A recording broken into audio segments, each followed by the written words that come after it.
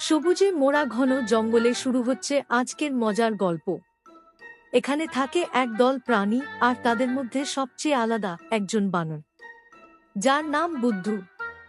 বুদ্ধু বানর নিজেকে জঙ্গলের সবচেয়ে স্মার্ট প্রাণী মনে করে।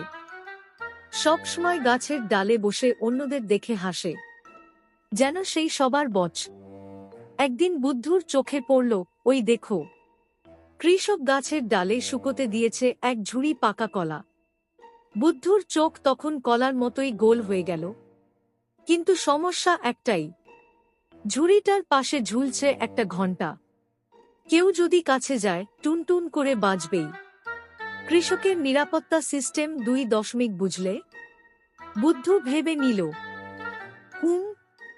তার চেয়ে আমি কিছু একটা করি। গাছের ডালে বসে বারবার ভাবল, জিনিয়াস তো আমি। ব্যাগ থেকে তুলো বের করল সে।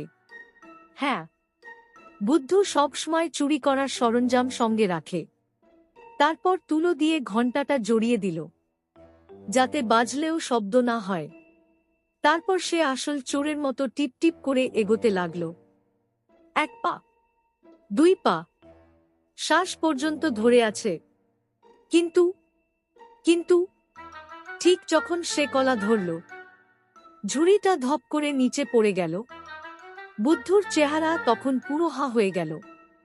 আর এত হুলস্থুলে তুলো খসে পড়ে। ঘণ্টা বেজে উঠল, টুন টুন টুন। ওই মুহূর্তে বুদ্ধুর আত্মা শরীর থেকে বের হয়ে যাওয়ার দশা। ঘণ্টার শব্দ শুনে কৃষক দৌড়ে আসছে, হাতে বড় লাঠি। বুদ্ধুর চোখ ছানাবড়া। বাঁচার জন্য বুদ্ধু এমন দৌড় দিল, মনে হয় যেন উসাইন বোল্টের আত্মা নেমে এসেছে। পাতায় পিছলে পড়ে আবার উঠে দৌড়। কৃষক পেছনে চিৎকার করছে, এই দাঁড়া, আমার কলাগুলো। বুদ্ধু গাছের আড়ালে লুকাতেই সব জঙ্গলের প্রাণী হেসে গড়াগড়ি। এই বুদ্ধি যদি হয়, তাহলে বোকার দরকার কি? বানর তখন লজ্জায় মাথা নিচু করে।